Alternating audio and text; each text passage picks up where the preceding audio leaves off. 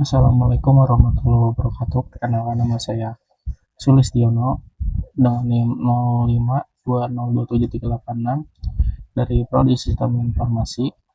Kali ini saya akan menjelaskan tugas 2 pemrograman berbasis web dengan kode mata kuliah STSI 4209. Baik, langsung saja kita cek soalnya. Untuk soal tugas yang kedua, Anda diminta untuk membuat sebuah aplikasi website sederhana untuk pemesanan bahan ajar di universitas terbuka. Pada tugas praktikum kedua ini, mahasiswa berfokus untuk membuat aplikasi website berbasis VJS sebagai framework yang digunakan sepanjang pengerjaan tugas praktik 2, sehingga data-data yang dibutuhkan tidak dibaca melalui database, tapi melalui JS file sebagai dummy data yang akan dilakukan bersama dengan tugas praktikum ini. Untuk datanya terdapat pada e-learning data bahan ajar .js. Kita dapat mendownloadnya. Lalu buatlah 2 halaman website yang perlu dikembangkan sebagai berikut. Halaman stok bahan ajar. Halaman ini menampilkan daftar stok bahan ajar untuk seluruh UT daerah. Silahkan bebas menggunakan tabel, list, bentuk lain yang menampilkan list data dalam jumlah banyak yang memiliki data-data field. Teman-teman mahasiswa perlu menampilkan daftar stok bahan ajar yang terdiri dari kolom data field sebagai berikut. Kode mata kuliah, nama mata kuliah, kategori mata kuliah, UT daerah, lokasi rak, jumlah stok bahan ajar, jumlah stok safety bahan ajar, status dan catatan.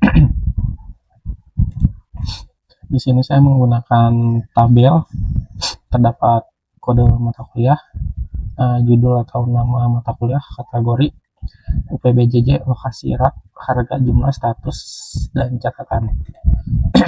Terdapat fitur untuk mengedit stok data bahan ajar. Kita dapat mengedit di sini. Lalu terdapat fitur untuk melakukan filter dan sort data stok. Silakan bebas menggunakan elemen select, radio, checkbox. Terdapat filter stok berdasarkan UT daerah, terdiri pilihan dari seluruh UT daerah dan daftar setiap UT daerah. Lalu kategori mata kuliah. Di sini terdapat pilihan UPBJJ dan semua kategori. Lalu terdapat filter yang hanya menampilkan jumlah stok kurang dari jumlah safety stok dan jumlah stok sama dengan 0. Itu menjadi daftar yang dapat mengingatkan untuk melakukan reorder bahan ajar. Di sini saya menggunakan checkbox untuk mengingatkan kita untuk proses reorder, hanya menampilkan stok yang nipis atau yang kosong.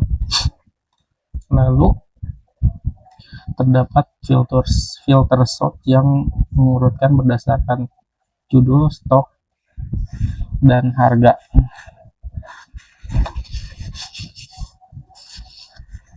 Di sini terdapat fitur sort berdasarkan judul, jumlah, dan harga.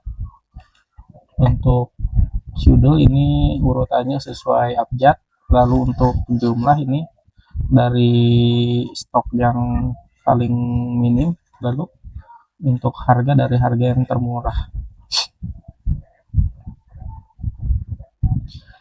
Fitur filter dapat di set ulang atau di reset. Ini kita bisa mereset ulang, klik yang ini. Lalu terapkan fitur di VJS di mana di semua filter tidak perlu recompute kembali. Ini terdapat pada reset filter dan filter UPBJJ. Lalu implementasikan dependent option, seperti misalkan ketika memilih filter stok berdasarkan UT daerah, baru akan muncul fitur untuk kategori mata kuliah. Untuk filter pilih UPBJJ. Apabila kita belum memilih,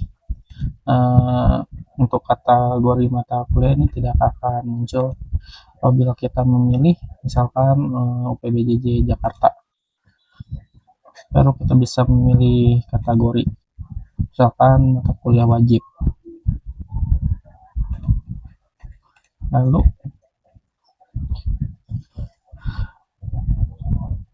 menampilkan status dari stok bahan ajar, memberikan status aman dengan menggunakan simbol yang memberikan tanda yang memberikan kesan aman ataupun teks berwarna hijau apabila stok lebih dari sama dengan safety stock.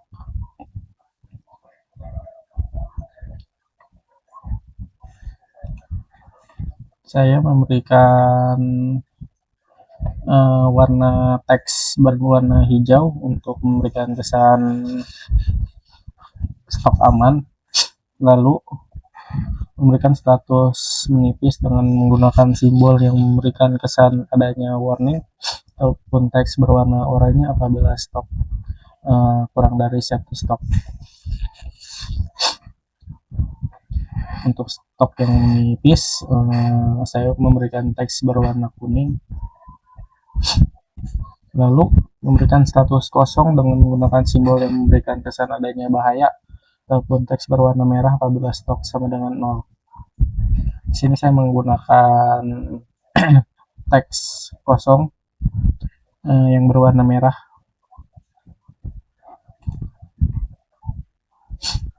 Terdapat fitur untuk menambahkan data bahan ajar baru melalui formulir kecil dan melakukan validasi sederhana untuk setiap data field. Misal kita tambahkan bahan ajar NSIM 4309,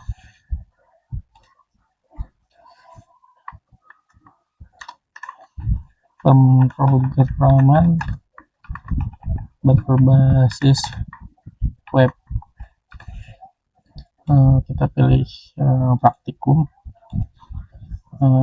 PBJJ Jakarta. Lokasinya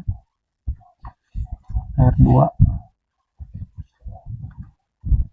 A1, harganya 90.000, jumlah 10.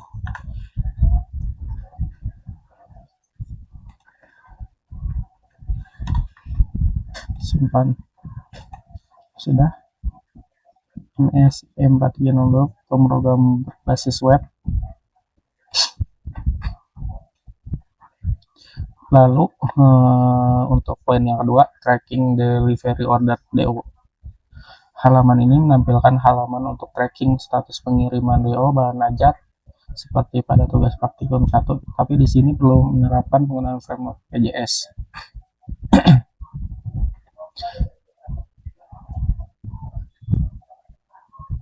Terdapat fitur untuk menampilkan input delivery order yang baru. Berikut adalah data file yang perlu diisi. Nomor DO di mana tergenerate otomatis, penomoran terdiri dari DO, tahun berjalan, sequence number, misal DO 2025-001 untuk data awal. Selanjutnya jika sudah ada data tracking terbaru menjadi DO 2025-002 dan seterusnya. Nah, kita ke tracking pengiriman. Untuk DO awal ini 2025-0001. Lalu apabila saya tracking, DO-nya akan bertambah otomatis 2, 3, 4, 5, 6, 7 dan seterusnya. NIM diisi secara manual oleh pengguna, nama diisi secara manual oleh pengguna. Ekspedisi JNE reguler, JNE Express dipilih oleh pengguna berdasarkan data pada UPJJ list. Lalu paket bahan ajar dipilih oleh pengguna berdasarkan data pada paket. Gunakan elemen select dan menampilkan di halaman web informasi kode paket dan nama paket. Setelah pemilihan paket akan muncul detail isi paket bahan ajar tersebut. Di bawah elemen, select untuk memberikan informasi. Tanggal kirim dapat diisi manual ataupun menggunakan fungsi delete untuk mengambil local time. Total harga diambil dari data pada array of object paket, lalu harga. Baik. Misal saya masukkan ini saya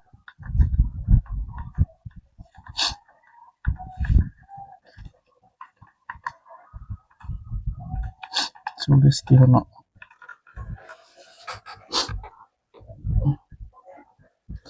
Kita pilih yang reguler.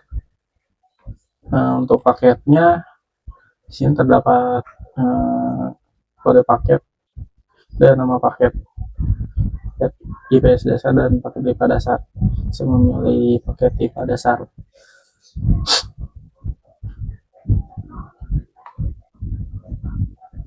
Tambahkan DO.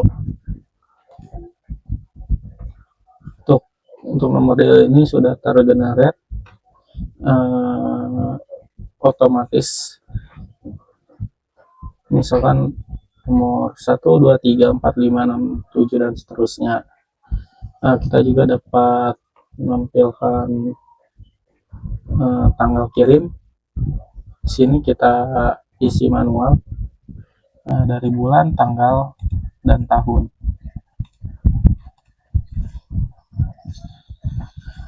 Struktur project VJS pada tugas praktik ini yang disarankan adalah sebagai berikut.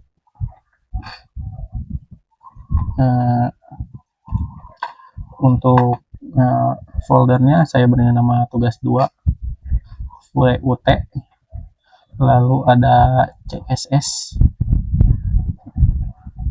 yang di dalamnya ada file yang bernama style CSS, lalu image, ada juga folder JS yang terdapat data JS, data bahan ajar JS, script JS, stock app JS, lalu tracking apps JS. Lalu di luar foldernya terdapat dashboard HTML, login HTML, stock HTML, dan tracking HTML. Untuk tugas 2 ini, untuk source kodenya pada stock app JS ini ada data dari data bahan ajar, lalu ada reactive state untuk filter sort dan tampilan tabel, lalu data untuk form tambah stok, lalu untuk memfilter UPBJ terlebih dahulu sebelum menampilkan kategori, ambil kategori unik yang hanya muncul di stok dengan UPBJ yang dipilih, hilangkan duplikat untuk penampilan data yang sudah difilter, filter UPBJJ, filter kategori jika dipilih, filter stok menipis atau kosong, lalu sorting, lalu ada reset filter, add item untuk menambahkan bahan ajar, cek kode duplikat, lalu edit item, lalu delete item atau menghapus bahan ajar. Ada tracking app JS. Ini di sini ada paket terpilih auto generate nomor DO. Jadi nomornya berurutan dari 1, 2, 3, 4, 5, 6, 7 dan seterusnya. Lalu validasi buat kelengkapan data. Di sini auto generate nomor DO-nya. Ketika sudah disubmit, lalu tambahkan ke tracking list, di set form, set nomor DO awal saat load. Saya rasa cukup untuk penjelasan tugas 2 pemrograman berbasis web dengan kode mata kuliah STSI 4209. Apabila ada salah dalam saat pengerjaan atau penyampaian, saya mohon maaf. Sekian dari saya. Wassalamualaikum warahmatullahi wabarakatuh.